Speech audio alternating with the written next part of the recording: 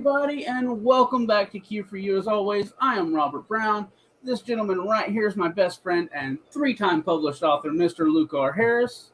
Below me, we have George with the True Life Podcast, and of course, you guys have already met Michael Zen with the Live Stream of Consciousness. So, let's kick off by saying, Michael, we lost Luke already. Uh-oh. He'll be back. Michael, Yes, during sir. our last show with the conversation we had, you told us how to find you and find your Facebook page and stuff like that. I had a hard time finding you. Mm-hmm. So for everybody out there, it is Michael, Michael, Zen, just like his last name spelled right there, on Facebook. It's a picture of him. Give him a follow. A little more curly hair, I think. Yeah. It's difficult to find people sometimes, and I hate that, which we're talking about a little bit of news tonight, and that's another thing I want to share a little bit about.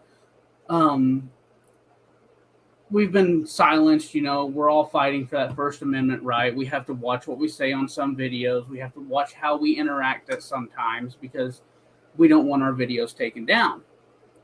Well, there was a law, or it's not a law, I'm sorry.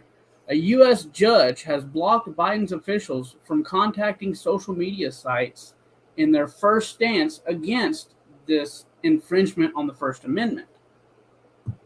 How do you guys feel about that? I think that's great. I think they're finally noticing, other outside forces trying to censor. It seems like they're like, listen, you can't tell us what to say and what not to say for political reasons. Right. Well, not only that, the misinformations, the just all of it. If you say one thing, then suddenly it's misinformation. Your video's labeled. If you're on YouTube, that video gets reported and taken down. If you're on Facebook, so I don't know if you guys know this, but Facebook has a reprimand system all on its own. Mm-hmm. Instead of just taking you down, they move you down the feed. Mm-hmm. Mm-hmm. So it makes you harder to find, or less views, or whatever the situation. You know what? You just made me realize why this may be, because I did get reprimanded by Facebook at one point. I had, and it was really crazy. Like, I was like banned for 30 days from posting on groups and, all of these different things. And all I really had done was, it depends on how you look at it, I guess. But it was when, I don't know if you remember, Kanye West tweeted out this Nazi swastika thing.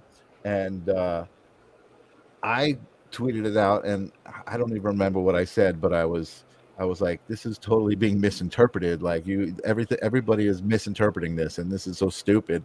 And I got banned because the image was a part of the post. And that may have knocked me down. That was a while ago. That was like last year, but maybe that knocked me down somehow permanently.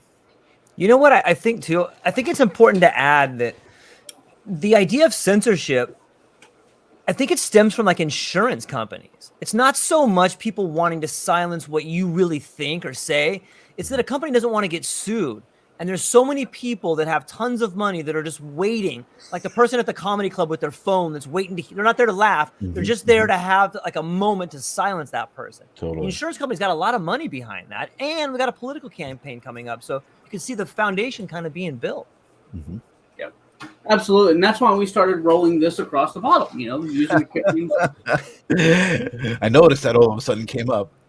Well, he was talking about it, so I decided to show. Yeah, that's right. We got to protect ourselves. You have to. In today's world, if you don't watch out for yourself, who will? Right? Absolutely.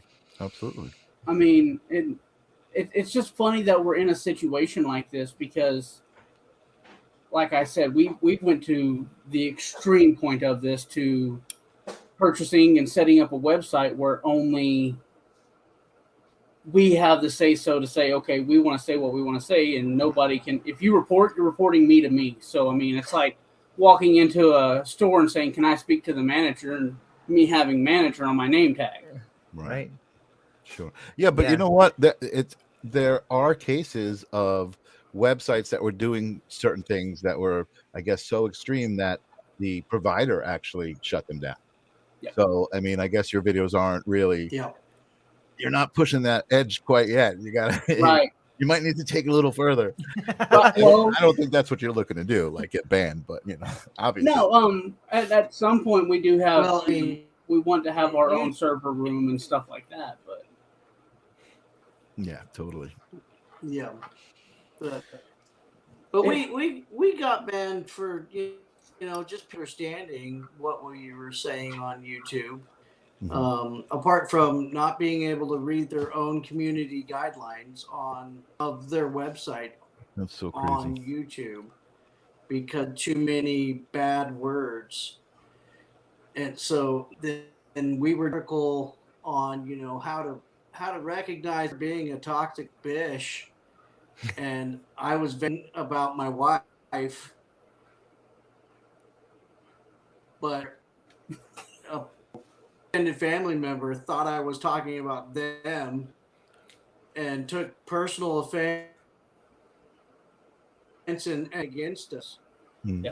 So it was a personal, somebody reported you? Yes. Oh, that's the worst. Yeah. That's, Well, so as you've noticed, not all of your podcast can be friendly experiences. And in doing some, at some point in time, I don't know if this has ever happened to you, but obviously we'll talk afterwards and I can warn you about some people. But there are groups of people that like to use the exposure from podcasts to get their nonprofits or things like that generated and word spread about it and things, And then once you as the podcast host go, hey, what am I promoting here? What am I really supporting? And start looking into things, you find out the truth about situations and that these people are not veterans. They're not running the money through their nonprofit organization. They're running it through a personal checking account. wow. You find out a lot. So then when you say, whoa, okay, we as Q4U podcast have to take a step back here and let everybody know that this is what's going on. We're not associated with that in any way, shape, or form. Then, of course, as you do with any group, in a large group, when the two people at the top split apart and separate, everybody in the middle is left like, wait, what do we do now? Do we go with this person or this person?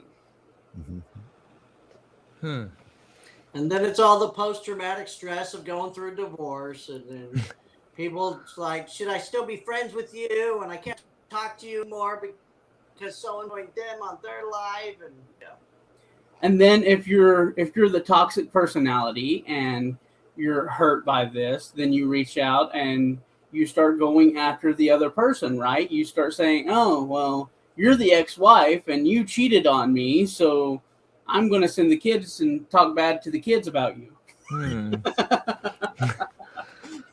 Man, that sounds like a disaster. Right? Oh, it is. I heard a lot of bad decisions in that last thing. Yeah. But let me tell you, I hope that situation never happens to you guys. Yeah, that's horrible. That's totally horrible. It's almost wishing it upon us by saying, I hope it never happens to you. No, I mean, just kidding. knock on wood and everything I can do. I'll turn around 3 circles if I got to. Well, you know what? I think you forget when most of your experiences are good, and I think all of us as podcasters are in this for that positive experience that we get out of it, the positive experience that we're hoping to share. Even in that, so I told you guys about the Fool's Journey, which is the tarot show that I do.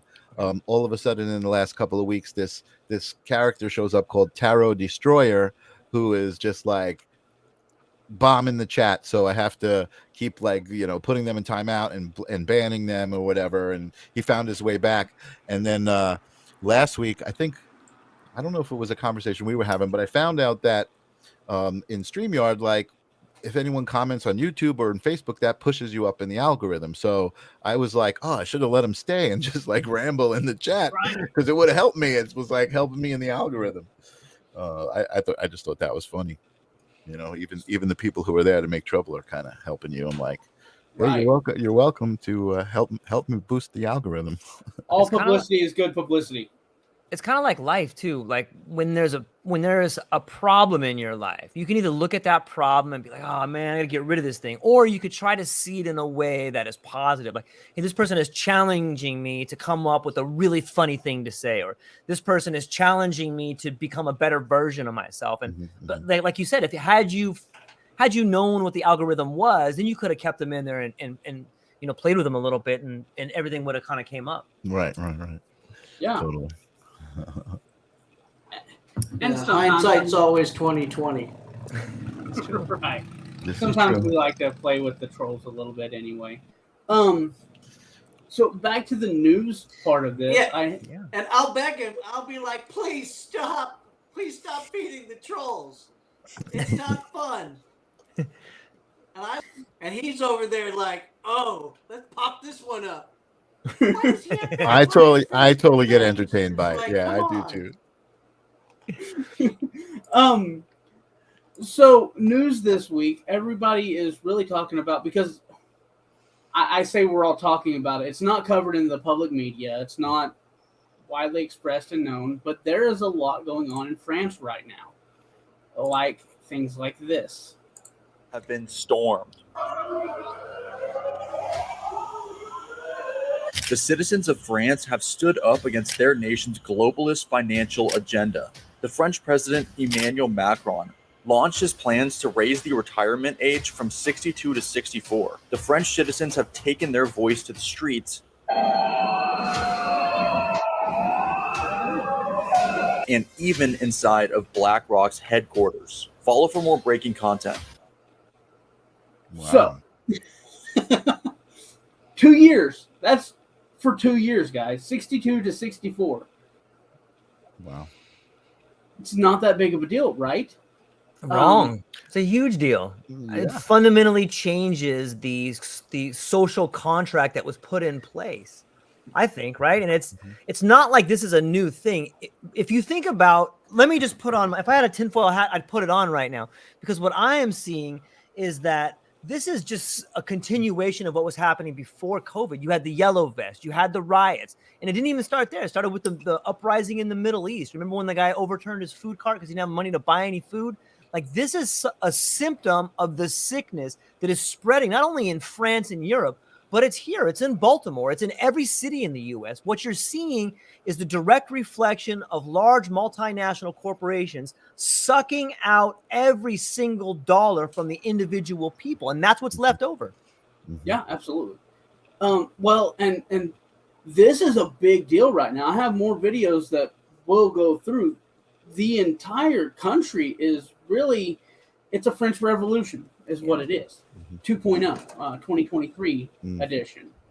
And so this is causing a lot of people on social media, some influencers, I use that word very loosely, but it's causing some people to incite sort of a riotous action by saying, France is doing this, we should stand up and do the same thing.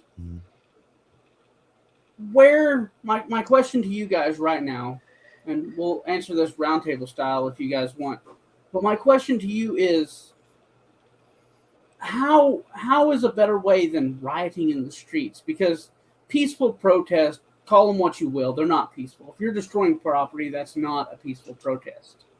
So what is a way for you guys believe that we could stand up and say, we're done, we've had enough, we need to make changes? Georgia? Well, I think you're seeing it. I think that not too long ago, there was a gentleman called Roaring Kitty who had a subreddit where they found a way to do what average people could do, was the same thing hedge funds were doing. They found AMC, they found GameStop, and they found a way to stick it to the short sellers on Wall Street. And what happened? Wall Street, I saw them tote out some guy from the Netherlands I've never seen before. And he's like, we're going to stop the stock market. Like, dude, who's this guy? But, Citadel, the guy that runs Citadel whose hedge fund went under is now Ron DeSantis' biggest backer. It's so interesting how these things are all tied together right there. Wow. But you're seeing it happen, and I think there can be more of it. And I think that why there's rioting is because the people in positions of authority don't thoroughly know what to do, and so they incite the riot. Like if once you turn to riots, then they can bring in the police, then they can bring in the special security forces to shut everything down. That's why there's bricks that are put up in low-income communities before the riot happens. They would rather there be these types of incredible events that they can control the narrative with. But what we can do, Robert, and it's a great question, is we can be a little bit more cerebral about it. We can find ways that the large corporations are shorting stocks, and then we as people can go in there and short them even further, or we can buy them back when they're shorting. And if enough of us do it, we can make it through. Like, why are we paying our mortgages? Like, why don't we find out where, like, let's say for an example, hypothetically, 1,000 of us, which is a doable number, we all have a Bank of America mortgage. Let's none of us pay our mortgage for a month. Yeah, we're going to get fined. But then as 1,000 of us decide not to do that, we short Bank of America stock while all of us decide to not pay our mortgage that month.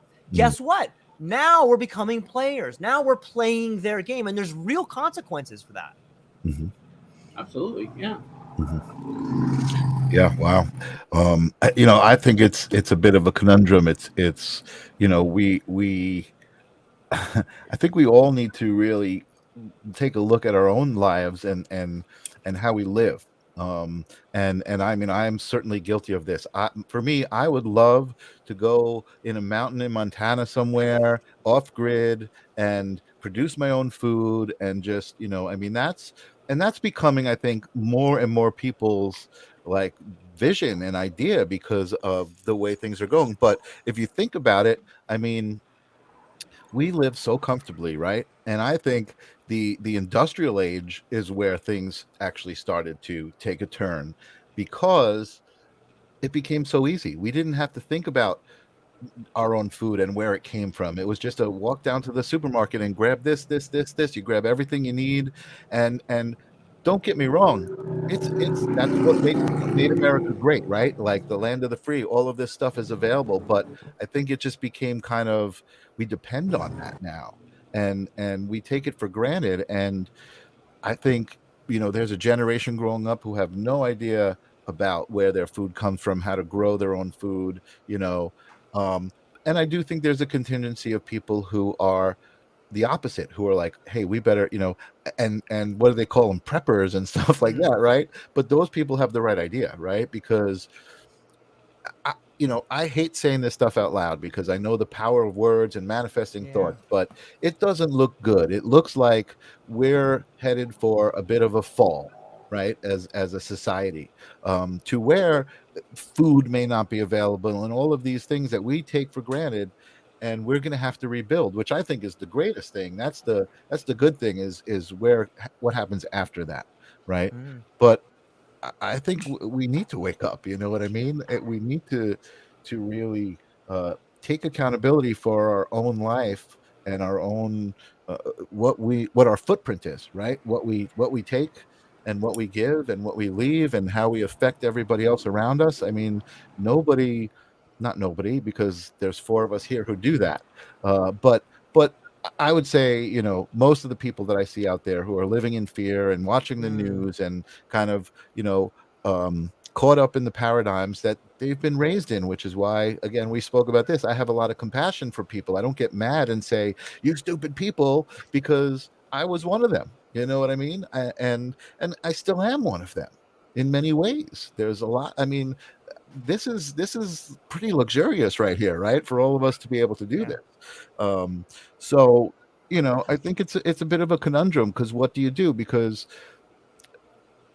I agree with George is that we do have the power. What if we did all stop paying our taxes? You know what I mean? What if we all stop paying our taxes? What the fuck would they do? But I think we're all afraid to do that because there are consequences, like you said. Yeah, it's like you first. You first, right? Right. I'll stop paying my taxes. Sure, you do it first, and I will definitely do it once you do it. I was going to do it, but then you didn't do it, so I didn't think I had to do it. Right. But aren't we kind of seeing it evolve? Like, in some ways, we're seeing the rebuilding happening in real time. Like, if you think about something called a parallel economy, that's kind of what cryptocurrency is. Mhm. And I know a lot of people, myself included, that put money into crypto. And even though I lost like a bunch of crypto, like I still feel as if I took money out of the legacy system and started building infrastructure into a new system. So I think there's things that you can do. Obviously we can't, like, I walked away from a pretty good job to do this or whatever, but I can't expect everybody to do it. I have a little bit of a cushion, and you can't expect people that have a mortgage, that have kids, just to walk away from security because they have an ideal or something like that. But you can become a role model. You can become inspirational by doing something revolutionary. And that revolutionary act may not be throwing tea off a boat. It may be standing up and saying something you believe in. It may be speaking truth to power at your workplace, or becoming the best dad you can be. But I think that everybody can take a step towards the thing they're most fearful of. That really starts putting us in a good position to walk a better path. Yeah. Wow. Well said. Thank you. Now, I want to share this also because See, I often say this. I forgot about Luke. Sorry. Sorry, Robert. Sorry. No, go ahead. Yeah, it's easy. With parenting, the expression is you can't pick your battle. I mean, you can pick how you're going to battle, what grounds you're going to put foot down on, what ethics and standards, how intense you're going to push that principle, especially if you're raising the future or what you want to become, better versions of you, even though those little crotch goblins hate you and they think they're smarter than you. You're the time, especially if they're a part of a public school system, half the time you're the one that gets to verify and correct what they're learning and what they do. And a lot of that happens in fundamental society not raising better parents, because our job is to raise better people. And if we allow the education system, the social media influencers, the media in general, raise our children, and I'm just too tired, I don't want everyone to get mad at me because I took away their devices, then you're not picking your battle. The battle just won over you and gave up and fell on your sword on that one. Looking at it is, I don't get to choose if I get to fight or sit this one out. If I see something that is contrary to my morals, my ethics, my principles, my beliefs, and I still feel like I have a co-parenting 50-50 say in this, I'm going to voice my opinion. And I'm going to say, well, in my opinion or in my beliefs, mommy's fine with drinking if she wants to and letting you do whatever she wants. But when daddy comes home, now you're going to start doing what daddy believes is right. Get away with it. But that right there is something that everybody needs to hold themselves accountable for. Is I know in safety in Luke's line of business, it's if you see something, say something, right? And that's a true standard, because when you're out there and look, let's say you're in France right now and they done this and you're like, yeah, you know what? Let's riot. Let's go crazy. Let's stand up for our beliefs and let's push this. And then you're out on the streets and you throw that brick and it shatters somebody's window. And that moment of realization hits you that you are now destroying somebody else's property. How would you feel if they were doing this to your house, your family, your children? At that point, you also need to have the understanding in yourself to go, wait a minute. Have I now taken this too far in the opposite direction? Should I rein myself back a little bit? Because it's all fine and dandy standing up, voicing your opinion, saying what you believe in. fighting for what you believe in. 100%, I believe in that. But you also have to have the moral compass of realizing when you're taking it too far. That's just my beliefs. Yeah. I think it's well said. Yeah. So this next one right here is some of the destruction that's being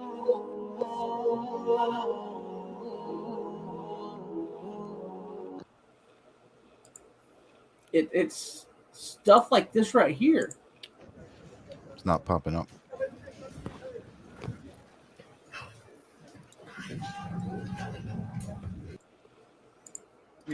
Voilà. Moi, je l'ai pris ici. The next one right here is some Le camion. Et voilà. and I believe they've said that at this point, did any of that show? No, nothing. we're not seeing anything. Okay, my bad. Let's go back through it again. Okay. Okay. No, we're not seeing anything. Okay, my bad. Let's go back through it again. Okay. Okay. No, we're not seeing anything. Holy.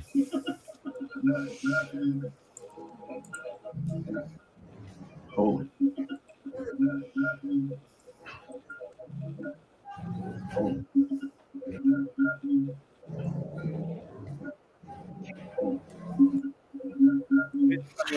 Voilà. You got some infinite feedback going on there, my friend. Et voilà. Yeah, I'm hearing that too. You're got some infinite feedback on there, my friend. Something's Yeah, I'm hearing that. weird. I'm not sure where that's coming from.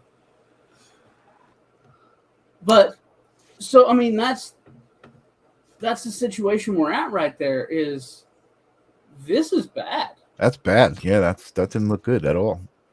But at the same time, It's for progress. Yeah, and that's what I was saying about the conundrum. It's like it really is. It really is. And I wish I it's like I hate I don't like coming to someone with a problem, right? You want to come with someone with a solution, and it's like you see this and you can't deny that it's a problem, but what is the solution? We've been living in this paradigm for so long, and I think obviously all of us know shit's about to change, right? The big time, like shit's about to change, and I don't think most people are prepared mentally, and even us for knowing that the shit's about to change. I don't think we're prepared, but a little bit more, right, than people who just whatever. I mean, and that's not to say, I know a lot of people who are like, hey, the next pandemic is around the corner. People know that it's going to happen. The next, whatever the situation is. I mean, they're playing all the cards right now, right? All the stuff we were talking about earlier, UFOs, all of these things that are happening are variables in this equation that is changing. I mean, there's no way things can't change at this point, I feel. Yeah. I think what you're seeing in Europe is if the best predictor of future behavior is past relevant behavior, the war is going to start in Europe. And if you look, if we read the book The Creature from Jekyll Island, or if we just take a look at the world of finance, it can be easily argued that all wars are banker wars. You could argue that what happened in World War II was a fight between national finance and international finance. And it's the same thing happening here. Like, why are Americans paying trillions of dollars to fund a war in Ukraine that's right up against Russia right there? Like, it's so similar. They say history doesn't repeat, but it rhymes. And if you look at the conditions that are happening between international finance and national finance, if you're looking what's happening between Russia and that whole block right there, if you look at the relationship between Germany and Russia right now, it's not too hard to predict in the future that the war is going to start right there. And if we look at how America gets into the war, it's usually something like the Gulf of Tonkin, or it's a 9/11. But it's not too far to project out in the future that an event of some kind, a catalyst, I'll call it, is right on the horizon, because when all else fails, they take you to war. And we are right there. Look at the newspapers. Oh, there's a nuclear reactor that might go. It wasn't too long ago that there was a dam in the Ukraine that could break, and there it goes. Like, look at the Mel Gibson movie that just came out. Like, Oh my these God. are giant flashing red lights. Like, say, get ready, it's coming. Absolutely. And this whole situation is stuff that it's a pot of water, right? We filled it to the brim, we turned on the heat, and now we're just sitting back. We're all sitting back waiting for what happens. Someone's throwing the toaster in a minute. We know it's going to boil. Yeah. We know it's going to splash out of the pot. We know a lot of water is going to fall out of this pot when the steam and all of this happens. Yeah. But we're all standing around the fire watching this pot. Maybe we're the waiting frog for in the pot, bubble. Yeah. right? Yeah, there's definitely similar. It's interesting, and this is something that I'm struggling with as far as money, right? Money goes. Yeah. There are two cliches that I've heard about money. One is money makes the world go round, and the other one is money is the root of all evil. You put those together, what's making the world go round?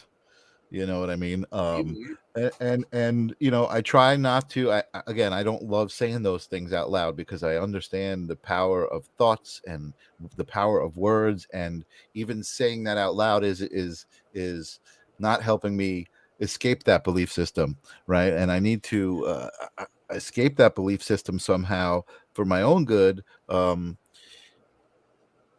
But I don't know. I feel like for a long time I've always felt like it's so fragile. Like, all it takes is one EMP, right? And then and then all of that information, all of that banking information, we're all reset to ground zero. Yeah. I mean, and I think that is certainly on the list of possibilities these days.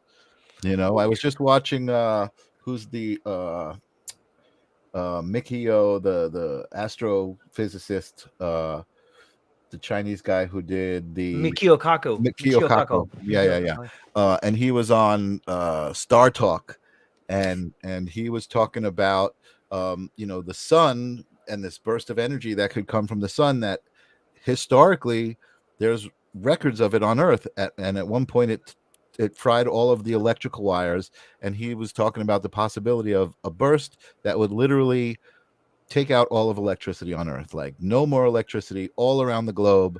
It all just shuts off. And I mean, how seriously significant would that event be? I mean, that would change everything instantly. In the electrical age, where everything we do is based on electronics, our banks, our financial system, our all of that would mean all it would become meaningless. It would become meaningless. Look, because if you think our newspapers aren't based on electricity, you're wrong. Everything. Yeah. Everything we have in our world today is based on electricity. Is printed on is used by some form of electricity, and that's the thing about this. If our electrical system crashes, if it's fried wires and magnetics or whatever it comes down to, because I mean, I suppose talking about the sun, even a Faraday cage wouldn't protect against this, right? Right. Because this isn't an EMP. This is far more substantial. It's the I think he said it was the mother of all of those. Like, it's just such high amounts of electromagnetic radiation, that it just fries everything. Luke, you can unmute, buddy. I don't know why you're muted. It's not uncommon. Like, if I was thinking about. Yeah, go ahead, Luke. What you got? It's not uncommon, I think, to George look. George Yeah, what you got? hit the nail on the head when you were talking about it being a banker's war. But what they do is they bet both on red and black. They don't care who comes out on top. Mm-hmm. They are going to be in charge again once this whole thing has quelled. Everyone has calmed down. It doesn't matter whose mansion they storm. They remove that Manchurian puppet. That guy's gone. Someone else from BlackRock or Vanguard or and they just always bet on black and red. Doesn't matter the outcome of a war. And of course, the military complex loves having a blank check and raising the price on rockets. You used to be able for 25,000. Now it's like 400,000. I think last time I checked the dark eBay. I want to look They up a don't video real quick. conflict. All of the industries, they love it. Oh, but yes, as far as if the event is a global equalizer, everyone is brought back down to the dark ages. I look at it as a blessing from the universe. Thank you for bringing us back to the dark ages. A lot of people that are going to freak out because they won't have their conveniences and they won't know what to do next. And they know they should have, and the survival nuts. But like we've always said, start learning things. I got to a point with my guy beard, not that Robert's beard or Mike's beard's that homeless. I was like Duck Dynasty cousin. And I had like a Batman utility belt with and I was watching The Walking Dead, one of my favorite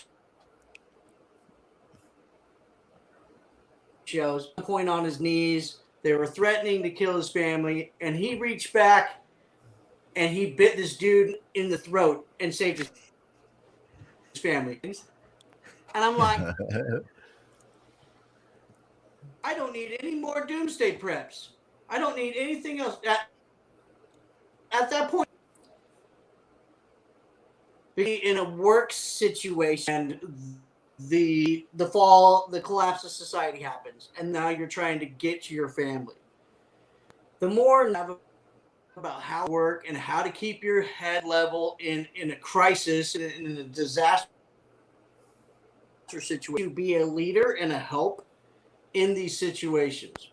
There are too many people that want to see everyone fail.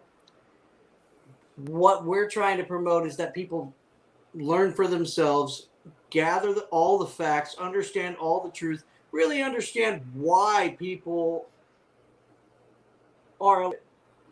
If France didn't want this to happen, they would pacify the people, give them the bread they want, and everyone would go back to being happy. So, but they I don't know if you guys watch Rick and Morty. I don't know. Okay. I know what it is, but I don't. Okay, so I'm gonna play a little video here. This is one of the Rick and Morty episodes, and it really goes along with what Luke is saying, because I feel like after a big war or a financial crash or whatever, this is what we end up with. And yeah. Thank you for shooting my liver. I'll see you around. Oh man, what happened? Don't worry about it, Morty. Listen, if you wanted to try to get a piece, you better hurry up. Now's your last chance. Hey, Arthrisha, maybe I could. Yeah, I have a boyfriend. Okay. I'm not trying to be rude. I'll skip ahead a little bit because this is not important. From the ground up. Well, a helpful rule might be if you need something, you get it. Very simple, right? I need food. Who's got food for that guy? I do, but this is for me. Can't you make some more? Oh, sure. And while I'm making food for everyone, who takes care of my kids? I'll take care of your kids if I get some extra food for it. Extra food? Well, I'm not gonna do extra work if we all get the same. All right, okay, fair. Do extra work, get extra food. Oh, Who's gonna keep track of who gets how much food for how much work? Hello, I can do that. I'll keep track of everyone's food, you know, in exchange for food. That's not your job. Oh, and making food is... You son of a bitch. So this whole thing is after a huge purge. Whoa, cool it now. Take it easy. There's too much progression here. What if we designate a period of time during which we can all get this hate, murder, and rage out of our system? I can't help but feel ashamed about what I And did back then. you're back to the beginning of it all. You do a purge and you get all this system out, like everybody, you know, when the purge came out as a big thing. Oh, we really need to do something like this. Oh, this is a great idea, blah, blah, blah. And it goes through the process of the movie, and you realize that, look, our society, we love torture. We love seeing other people in pain. It's sad, but true. And, you know, in this episode right here, this whole planet goes on a massive purge, and they got one day a year where they get it all vented and out of their system. And they're all tired of it. You got groups of people hiding from it. You got groups of people involved in it. And it comes down to this right here where they're like, you know what? I think we're past this. I think we're ready to move past the purge. This is not helping anybody. And then you get back into the same group. Whoa. We're not getting along now. What if we designate one time a year where we can get all this out of our system? Right, back to the beginning. And you're right back. That's why I believe we learn so much from history. And it saddens me, and this is one of those things that people are like, oh, you'll get banned for saying that. But we have to learn our history. The hatred, the racism, the horrible acts that everybody has been through, all the horrible stuff that everything has done, the civil wars, brothers fighting brothers, all of it. Yep. The only way we move past all of that stuff is to learn from it, except that all of our ancestors were involved in this kind of stuff in one way or another. Nobody's hands are clean. Nobody's blood is clean from this. We are all involved. That's the reason we are who we are today. There is nobody on this planet who can say their ancestor hasn't killed anybody, because you don't know. Yep. The only way we can move past all this is to learn from it, accept who we are, and say, you know what? But I'm not my ancestor. Right. And what did I start the show with? Generational trauma, right? Yeah. I talked about that. You know, I think for me, what I see is kind of what you were showing, where people are going to definitely, it's not going to be good, right? People are going to be fighting. But I do think that at that point where, like, let's just say hypothetically that reset, you know, no electricity, it's going to get bad. People are fighting for resources now. It's going to be bad. But I think at that point, when you're rebuilding, it's like, wait a second, it's better if we help each other. You know what I mean? And I think that's where humanity comes around. And maybe I'm just being optimistic, but I think that, you know, if stuff gets so bad like that, you know, there's a period where we help each other. Now, again, kind of like you said, I think it's cyclical. I don't know. I recently rewatched the movie Apocalypto. Have you guys seen that one? I've seen it. And just the whole the sheer idea of the civilization. Mel one, like, right? what's that? Mel Gibson, I think. Yeah.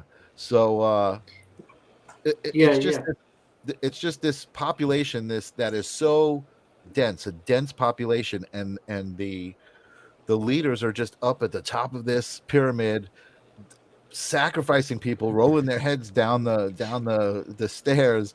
And it's just, I guess, like, the class system is very interesting there, right? That other tribe that was caught, and then all of a sudden now they're being chased and put in this game where they've got to basically survive.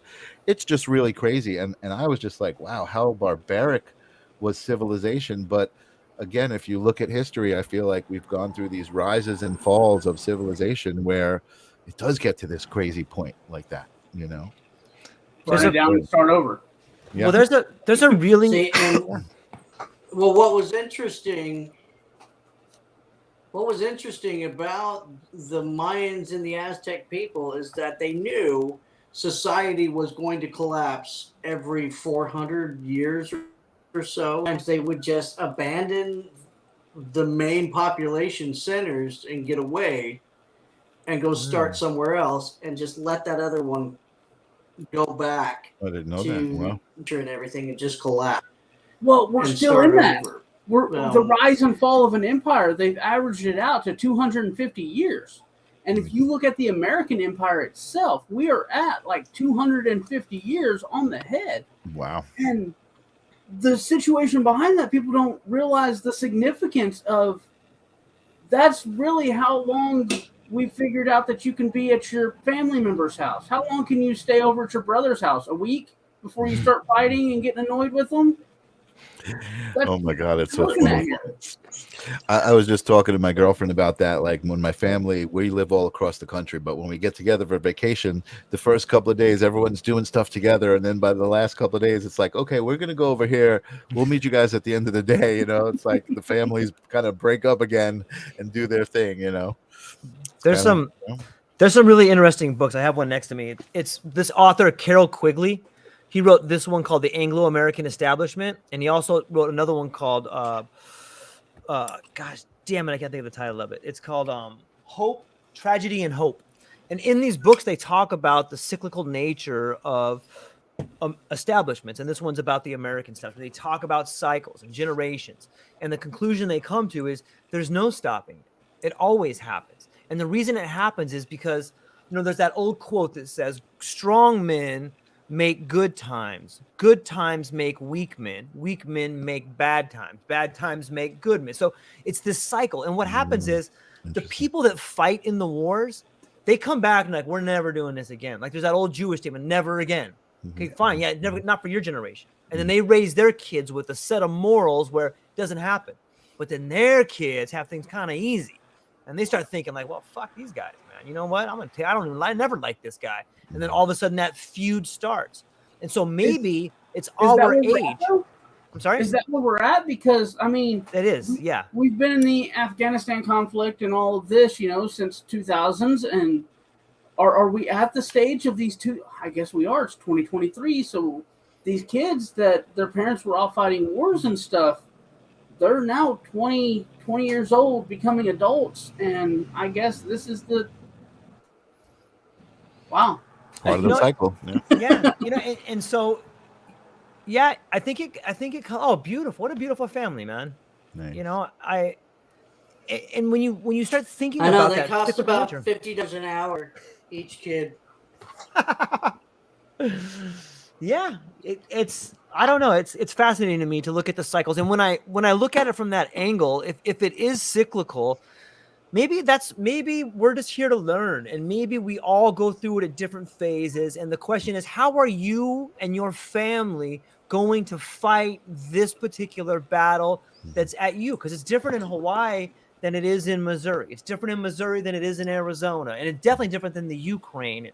You know, maybe it's just all of us having a human experience at this time, and you know, and that's what I love about this, George. Thank you so much for that. I really love this, because here we are, 4 people sitting, having a conversation about all this stuff, what's going on in our areas, what's going on in France. And I tried to reach out to somebody in France to get anybody from France on here to talk about this tonight, and it's very difficult because there's kind of a media blackout.